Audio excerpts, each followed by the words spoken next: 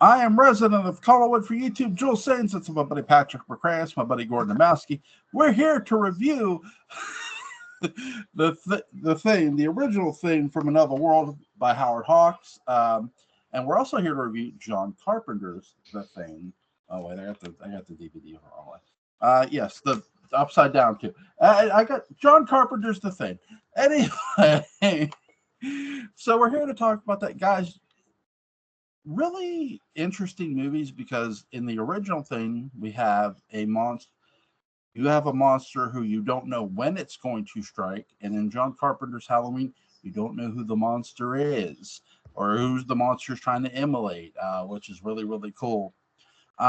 So in the original thing, James Arness, Gunsmoke fame before he becomes famous for Gunsmoke, plays the creature, all 6'7" of him.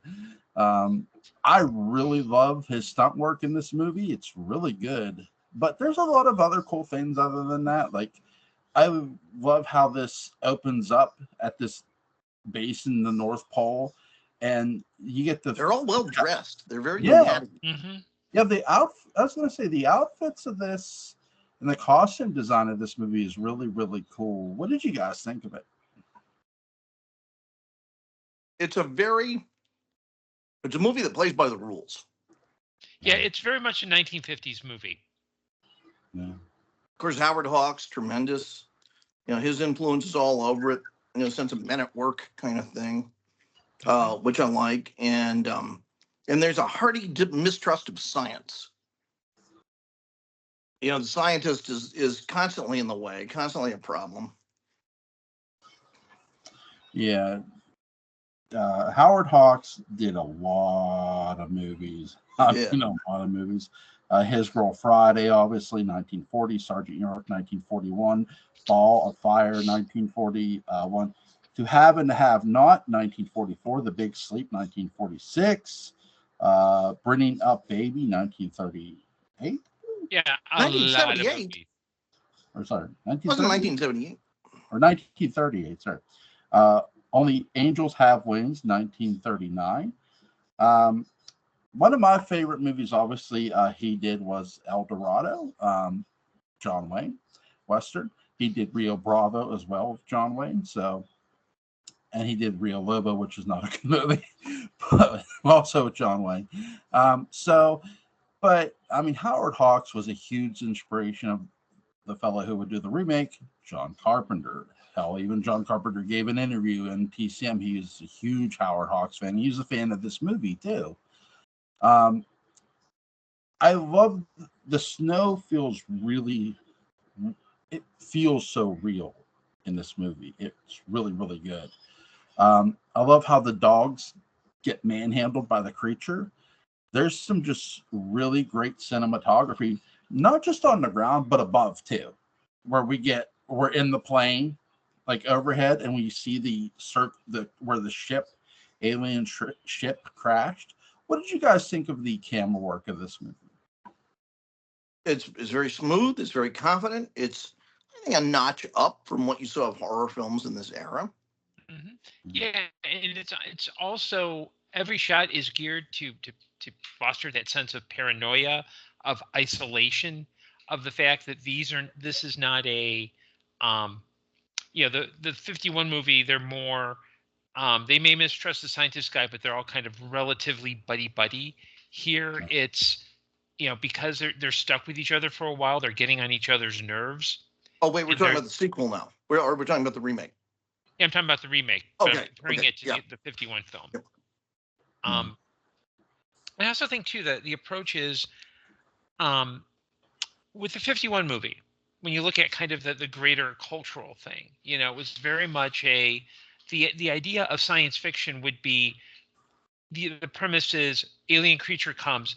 They wouldn't think, oh, okay, we should have this as a shapeshifter or even as a weird kind of polyglot. So it's like, okay, let's throw James Arness in a weird mask and have him go boogity, boogity, boogity. Kind of like what Jewel does before every podcast. He puts on some weird makeup and goes boogity, boogity, boogity. But I think the remake, the Carpenter remake, really sells the idea that this really is kind of a who goes there approach Mm-hmm. to storytelling. Yeah. I've been told by a friend of mine, Daniel Culver, that John Carpenter's The Thing more follows the book or copies the formula of the book. Yeah, I've heard that as well. Yeah, there's a YouTuber by the name of Dominic Noble who actually he does this series called Lost in Adaptation, where it's about comparing the books to the movies they inspired. And he actually did one on Who Goes There versus The Thing, and he said that it's pretty close. The only major difference is that in the book, I mean, the creature doesn't. There's actually a like default form for the creature, which is like your typical, it's like it's blue and got multiple eyes and everything else. But I think the idea of the idea that it's this kind of paranoia, and that that John Campbell, the author, had some very paranoid ideas about people. And there's a whole other video essay that you can that we can have. But I think with Carpenter, because this was coming in the early 80s where it was that kind of weird, it was kind of the tail end of the Cold War. But I also think Carpenter was more interested in how do we tell the story in a more honest way that it wasn't reliant on guy in the costume. And I think, the one person who's the real unsung hero of this movie is Rob Bottin, who did the practical effects.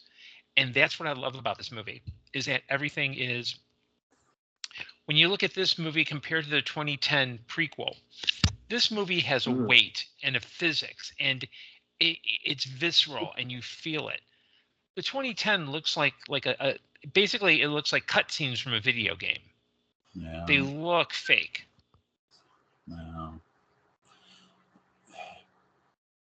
Gordon, in your opinion, do you think with 2010 they went in with too many bad intentions? You think? I think they went in with only one bad intention, which is, this thing movie that John Carpenter did made money. So if what we need to do is add CGI effects and we'll make a lot more money. Yeah. It didn't even feel like an honest prequel. Mm-hmm. It had too much remake about it. I still don't feel like a prequel to that movie's been made. Yeah. Yeah, I just don't. I saw it. I don't remember anything about it. Absolutely nothing. There's a Goyle, and that's it. I tell you what my expectation going into that movie was, and because I didn't watch a trailer for the movie. I was hoping, because I kept thinking Nigerian team, right? Norwegian team, sorry, or whatever it is. I was hoping we'd get Norwegian people where it's literally, it's in a different language and we're getting those practical effects. That's what I was sort of hoping for, because you couldn't, the people who were flying the helicopter, you couldn't really understand, you couldn't understand them. And that's that was sort of my takeaway. Not with that thick Norwegian accent. Right. That's sort of what I was hoping for going in, and when we didn't get that, I'm thinking, what are we doing here? What are they? And it seemed very Norwegian. I remember that. I was hoping that they'd be doing like Ibsen in the corner or something. Yeah. Or they'd all be pickled herring in that disgusting Lutefisk. cream sauce. Yeah, it'd have Lutefisk. Yes. Be quoting Garrison Keillor. Yeah. Well, for the 51 movie, I like that we have right away. There's a lot of opposing going on here. We have the media guy who wants the story, but they're telling him, nope, you can't put out your story yet. Then you have the doctor who's sort of arguing and disagreeing with the Army or Air Force, whatever you want to say. And you could tell he does not like them. There's no hiding his feelings. He does not, which I like. I like I guess you want to say heel or whatever you want to call him, that he's on the creature's side in every way, with with John Carpenter's The Thing, the creature is more the manipulator, where because the doctor, it does try to manipulate them and trick them in the original. I love the differences between these movies. They're both their own. Like, really, they are. I did love the fact that John took footage from this movie. He took where they stood in the circle, and he showed it in his movie. I love that he did that, and that was, again, it was probably a tribute to Hawks, because he's a huge definitely. It's quotes. It's quotes of important words. I mean, that's an important image. Yeah. There's an interesting thing that we don't get, though, and I don't mind that we don't get it. You know, it's part of the storytelling function. I like that. We don't see him go in the ship. Yeah. And they did go in the ship. Yeah. I wonder what that would have been like. Yeah. That's the thing too. Yeah, that's the thing too. Like, in the original thing, they blow the ship up with thermite torches because they're trying to get it out of the ice, and that's how they find the creature encased in ice. James Arness's character. Yeah. And they pull the ice back to the base, and they crack open the window so the ice won't melt. Well, somebody turns on an electrical blanket or heat, whatever, and the damn thing gets through. And it starts tearing apart the dogs. It's fighting with the dogs. That's why Andre Gregory didn't trust the electrical blanket in My Dinner with Andre. Mm-hmm. He talks about it. and I wonder, with the 1980s movie, not going, Carpenter was making a deliberate choice that's not important. Because if you go in and you see, because one of the first images we see is like the distorted creature thing that was burnt. Maybe his idea was, what's in the ship isn't that important. What's important is the fact that this weird monstrosity is out, and that, you know, I think one of the first scenes is the one with the dogs where the creature emerges from the runaway dog. Joel, do you have an affiliate link you could throw in the comments? Because you keep showing the DVDs like, if you're going to show the DVDs, you might as well get a little scratch from them, you know? Well, and John Carpenter's Thing, people, is on Tubi, so you can watch it for free. This version, the original version, is on Tubi. John Carpenter's Thing is on Tubi as well? Let me check. I thought it was.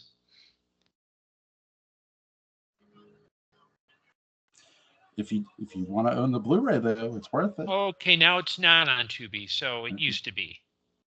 Yeah, it probably was too with the original.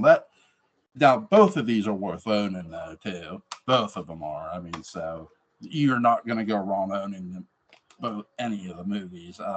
Both of those anyway. I don't own the 2010 one. I don't plan to. Is John Carpenter's Thing longer than Howard Hawks' Thing?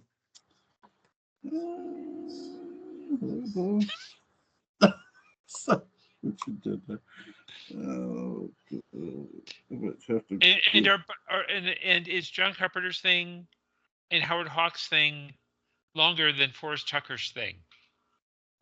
He developed a TV spinoff in the 60s. It was going to be he and Larry Storch. I wonder if Jane Curtis ever tried to get Forrest Tucker to do a golf show. Well, Howard Hawks' The Thing from Another World is 109 minutes. I'm having a little trouble seeing John's. In terms of credit, you're having trouble seeing John's Thing. Well, it's tough in the dark, so in terms of like the movies being a little far-fetched. Yeah. Is John Carpenter's Thing more of a stretch than Howard Hawks' Thing? I don't think so. Mm-hmm.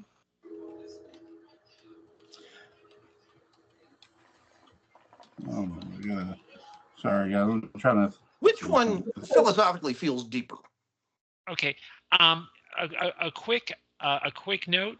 John Carpenter's thing is 1 hour and 49 minutes. Yeah. So it's longer So and it is better. longer. It's It is long. longer. Yes, much Does it longer. sustain itself? Do you think better? Yeah, I think so. Yeah. Because again, the whole Howard Hawks thing is basically a very simple pot boiler. You've got an alien creature. It's very much of its time in terms of formula, in terms of tropes. John Carpenter's thing, because it's focusing more on the character dynamics, we need that additional time to get used to. Here are these guys. They've been living together for they're on this station in the Antarctic. They're already at a boiling point. In comes this dog with the alien. They find the ship. Then everything spills over. Especially since if you tried to cut this down to, if Carpenter had tried to edit down to like a traditional hour and a half movie, much of the tension, all it would be is creature. And although Jewel might like that, not that I think it takes away a lot of the power from the movie. John Carpenter's thing is better uncut. Yeah. Yes, basically. Yeah. I think too, you're right. The tension of John Carpenter's film absolutely works, and works so well. Because that's the thing. You have these people, like you said, they're isolated, and you more feel the isolation in John's movie than you do in the original movie, because they're not really. I do feel that there is some feeling of it, because they can't. The army base keeps sending back, oh, don't kill the creature, don't destroy the creature, and finally they just, okay, we can't. If we don't destroy this thing, it's going to kill all of us. I mean, So, with James Arness is the thing. Do you feel more paranoia in John Carpenter's version? Yeah, you do. Sort of self-consciousness, almost. I think once their only real paranoia threat in the original is the doctor. Like if they, and I'm not trying to pick on the original movie or Monday Morning Quarterback it, but if they would have said, okay, let's not have the doctor be so, because they can see that the doctor is sort of doing what he's doing. Mm-hmm. If he's sort of more deceptive about it, I guess. Let me make two counter arguments to that. Sure. The first is that I think that if Howard Hawks were here, he would intellectually bitch slap you for the, I don't mean the Monday Quarterback here, but you have to keep in mind something about the 1951 movie. It was made at a time when, there wasn't that kind of extended thinking about. It was basically the intention was, here's a story, great idea for a movie, let's get it out there. Yeah. The idea was, the way we conceived of a threat, a paranoid threat was out there. It was the Ruskies. It was something alien that was coming in to invade. I mean, it's basically textbook 1950s science fiction filmmaking.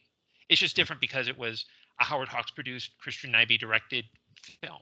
I mean, it's, there's a little bit more craft into it, but it follows that trope. With Carpenter's thing, he takes the time, because he realizes that, okay, they've got all these creature effects, but how do you finally visualize the creature? Well, what you do is you keep those effects, make those effects sparingly, and you build up the tension, you build up the paranoia.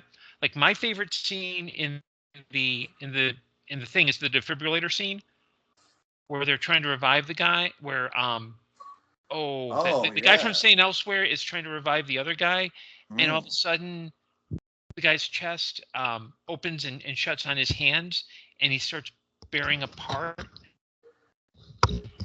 It's that scene is still. I know that scene is coming, and it's always surprising. But if you don't have the kind of atmospheric, seeing the shadows and people weaving in and out, and the little moments. Shadows are they're very important in Carpenter's version. Yeah, they are. Like when the dog goes into the room and you see the guy sitting there. Yeah. And later, you don't know if it's Norris or if it's Blair. Yeah. And there's a way you can tell that it's Norris, because Norris is more of an apple shape in his fat, and Blair is more of a pear. And it's definitely an apple-shaped fat man in the room. So know your fat men and know your shapes, because it may save your life. Nice. Nice. What's you guys' favorite scene from the original movie?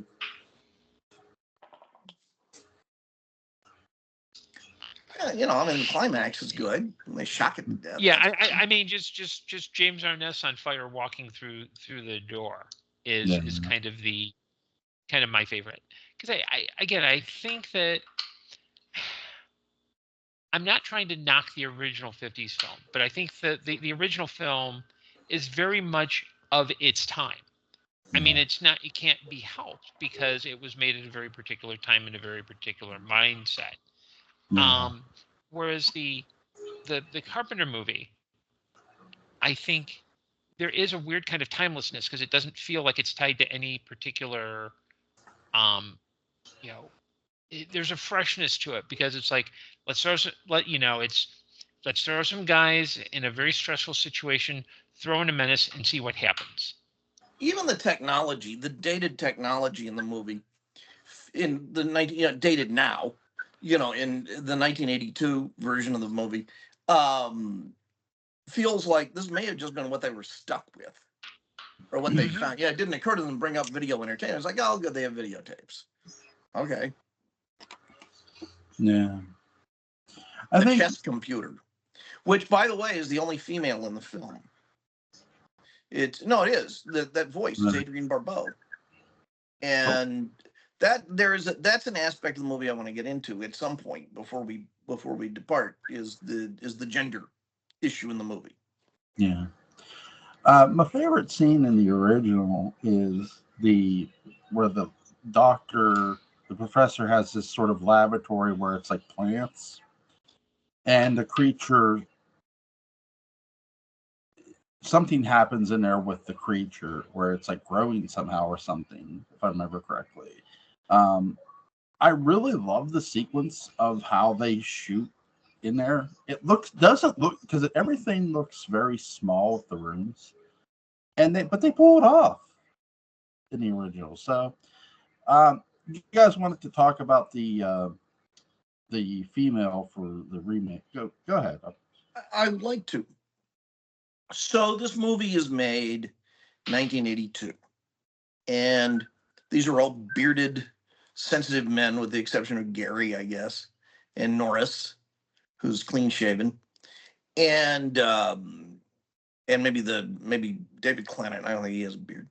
But the point is, they are guys, who are in their late 30s, early 40s, which means they were 10 years before, in their mid to late 20s, right when feminism second wave feminism had completely taken hold of the culture, and they were given various instructions about how they were to behave and not behave and so on. And that these actors and these characters, we can assume maybe were married at some point, had normal lives before they went to this Arctic base. And there's not only, with the exception of, watching the 10-minute workout, a 20-minute workout, it's 10 minutes, you do it twice as fast, what Louis Tully would say. There's no mention of women at all in the film. And there's no female character, except for the Thing, which inherently is a reproducing figure. And I think somewhere in the back of Bill Lancaster's mind, maybe not consciously, but Carpenter was going through his divorce, and I very much see a metaphor of men who had agreed to all of the second wave feminism rules, were having to once again confront this female figure. and there is no solution other than we are toast, and that our methods of thinking, methods of problem solving, so on and so forth, are toast. And I see that as a metaphor every time I watch the movie. And I thought of it when someone mentioned there's no female character in the movie. I went back thought and I said, no, the Thing is the female character in the movie. Just a thought. Gordon? Yeah, I never really thought of that before. I'm used to it being mostly men, but I figured at the time they, who else would you send? But I never thought of I've never thought of it in terms of that particular dynamic. I think if Carpenter were making that now, he might have some, and depending on the scriptwriter, there might be a little bit more, to use modern terminology, there might be a lot more overt toxic masculinity, where it might be more about If he were that kind of anger, just because it would make sense in that regard. If he were dumb, yeah. If he were smart, it'd be like Alien, where that never comes about as a thing. And those characters are all written as genderless. Right. And yeah, and I think too, it's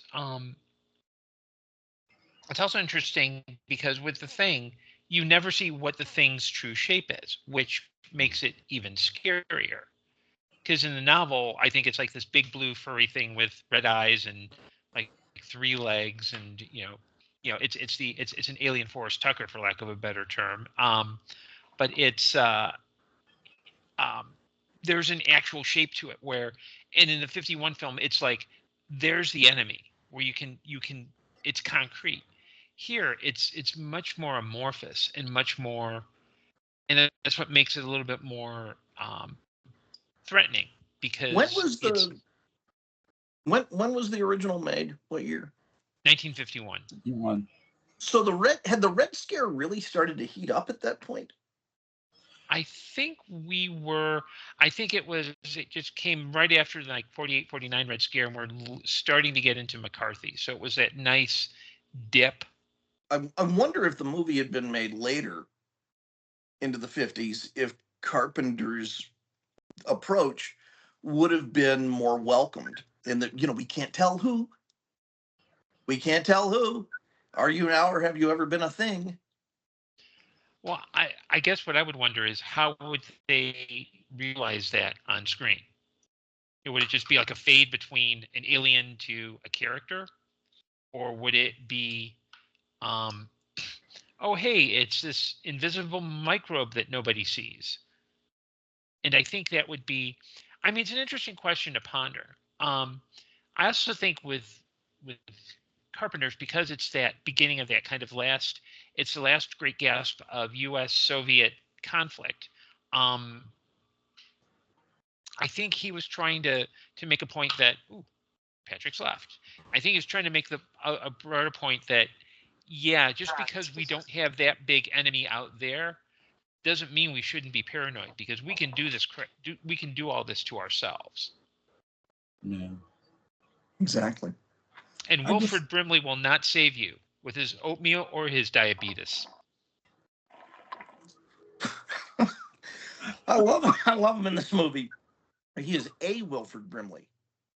In the credits, look, he's known as a Wilford Brimley. Cool.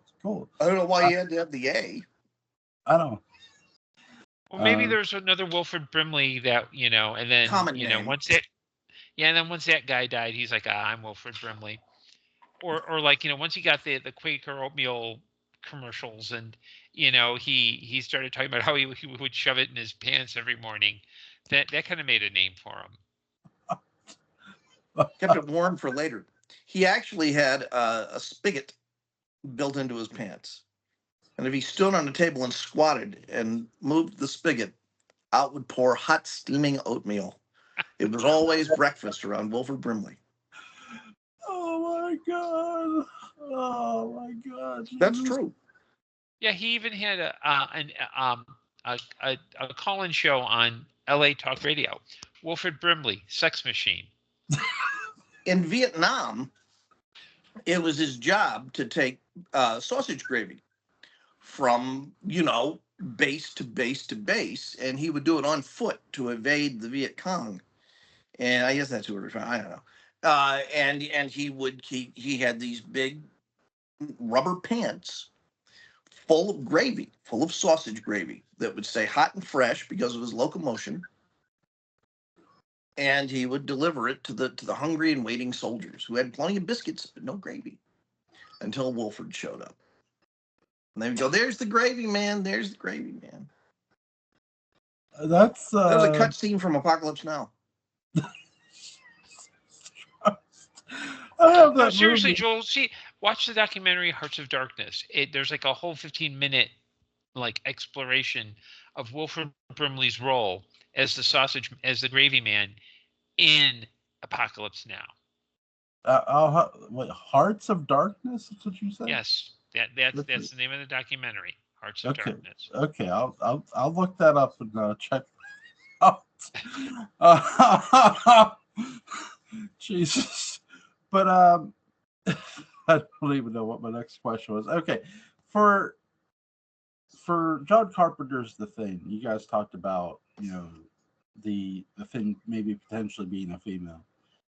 I think that's a possibility because here, when you're watching John Carpenter's The Thing, I almost said Halloween. When you're watching John Carpenter's The Thing, here's this creature who is trying to emulate men, who's trying to copy different men. And I love Kurt Russell where like the facts of life. He's standing outside and they're in this group and they had just burned somebody or something. And he says, "I know I'm human. Some of you must be human too, because if you were all that thing, you'd rush me." But he does suspect that among them, some of them are trying to at least be, the Thing's trying to imitate some people here. It's really, I wondered why the Thing had so much trouble imitating different men. Maybe it's trying to figure out, okay, how do I be a man if how do I do the walk? If I'm a woman alien, or something like that. A woman alien. Yeah, I think that's a possibility. Sure. Well, we're getting a little too literal about it. This was meant as a very vague kind of, metaphor of concern in the back of their minds. Not something that was a literal thing.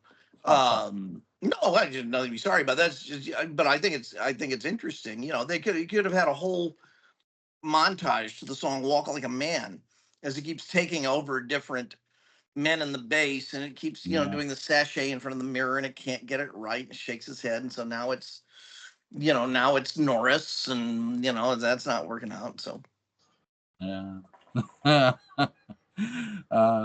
So here's an interesting question for you guys. By the end of the movie, who's the Thing? That's a really interesting one because there's all sorts of ways you can break that down. There's things about one of them doesn't have breath that shows.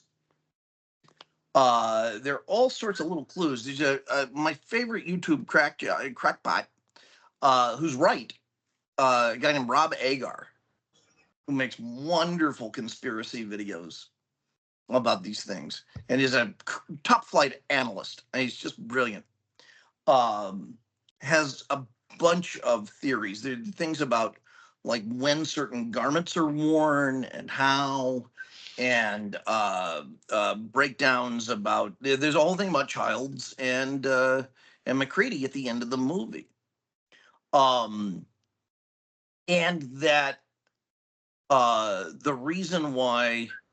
Who is it who takes the bottle at the end? Is it Childs? Is it McCray who takes the bottle from Childs? I think it is, because that's how Childs is keeping him warm. is with the booze, and McCready gives him this look and then decides to drink it anyway. So they might both be things. But that to me, that whole theory, that whole story, falls under the is Deckard a replicant argument, where I think the movie is a little less impressive if one of the two of them's a thing. I think they're both human and they're both just screwed. Yeah, I that's what I've always taken that ending to be, is that it's no longer about,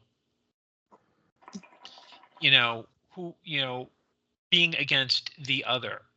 It's they've gone through this whole experience. They're both human, and they're just like they are totally messed up. Yeah. But they survived, and they defeated it. And it comes back to that great line from The Big Red One, one of my favorite movies, and Happy D-Day, I guess. The only glory of war is survival, and they survived. Yeah. I do think that I don't think Childs is the thing, and I don't think Kurt Russell's character is the thing. I'm with you guys on this because I think neither man, both Childs and McCready are very proud men. I think they're both sitting there in every way at the end are playing chess. Sort of how where McCready was playing chess with the computer, but you have two men playing mind chess with each other, and neither are blinking. And it's a really, really it's one of the greatest endings to a movie because you don't really get a concrete answer. You're just left with speculation, which is great. I think both movies too have a great ending because by the end of the original, they destroyed the creature with electricity. I did love in the original James Arness's stunt work in this in the original, him fighting the dogs, him jumping on the crates. They set him on fire, as Gordon pointed out, which John Carpenter talked about how he was really impressed they did that when he was on TCM one time when they were watching this movie. They were watching the original. I think both movies. The best compliment I can give to an original or remake is not only are they each their own, they're both unique in their own way, and I would say Carpenter's is probably a lot more timeless because of how it was made and because of that isolation factor and because of just how he made that movie. It feels very timeless. Whereas the 50s one, and I'm not picking on it, but it was made for its time. It's still a fun movie to watch, Yeah, it's interesting to think, more time has gone by now since the making of John Carpenter's movie than had gone on between the making of John Carpenter's movie and the original. And yet it still feels incredibly timely. Now, if you look at the different Kurt Russell characters in John Carpenter movies, which one would have lasted the longest against the Thing, and which one would have gone the fastest? Oh, Jesus. I think I can answer this one. The fastest, I think, would be Jack Burton. Jack Burton, correct? Yeah. I think I think for longest lasting, and this might be the obvious, Snake Plissken. I have a theory as to why. Plissken would have escaped. Plissken would have gone. He would have taken the helicopter and been out of there. Yeah, he would have been like, okay, screw this, I'm out of here. Yeah, definitely for sure. Definitely for sure. Who's one of your favorite underrated, not favorite, because that could be too easy. Who's the most underrated character Kurt Russell ever played, you think? Underrated character Kurt Russell ever played? Well, he's always playing a lead. Yeah. So that's a tough. Maybe McCready, because when the movie begins, it'd be kind of fun to show the movie to someone who didn't know who Kurt Russell was, because then you just beat them up because they're a commie. But also, would they interpret McCready as being the lead of the movie? Because Bill Lancaster kind of wrote the film, so you really wouldn't know who the lead was going to be and who the lead was going to emerge as. It's only because of casting that you do pick up on that. I don't know. Jordan? Let's see. Well, I'm gonna make. I'm going to offer two. I think the first is McCready, because a role like this, it's not showy, it's not flashy, but there's a lot of hard work. He's got that hat too. Yeah, that helps.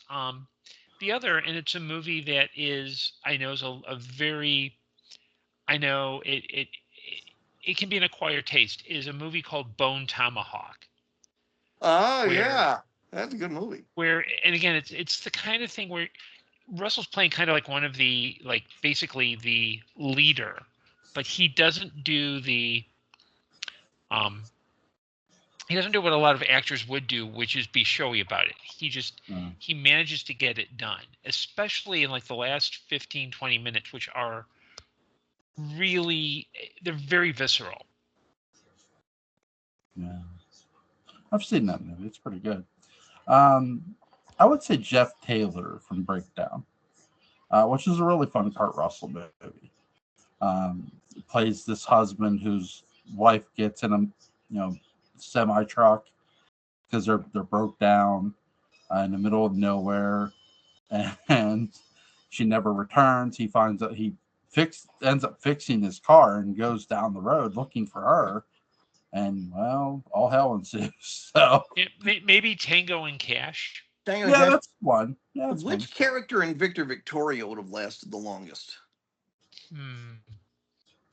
Robert Preston's character. Robert, really? Why? Because he's wily, and he would have made it to the helicopter and flown out of there. Yeah. Yeah. I'm gonna go Julie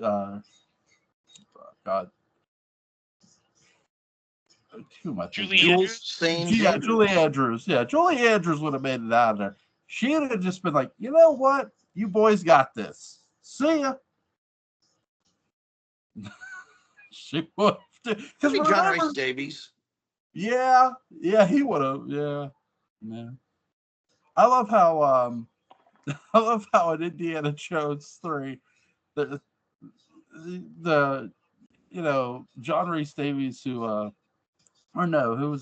the guy that gets put in the back of the truck? It's not John Rhys Davies. Yeah. Denham Elliott. Yeah. Sorry, well, Denham Elliott was known as the Ultimate Warrior. Really? Yeah. Cool. Is there anything you guys want to add? Is there anything you guys want to add about either film before we go? Nope, nothing I can think of. If you like Howard Hawks' thing, you're gonna love John Carpenter's thing.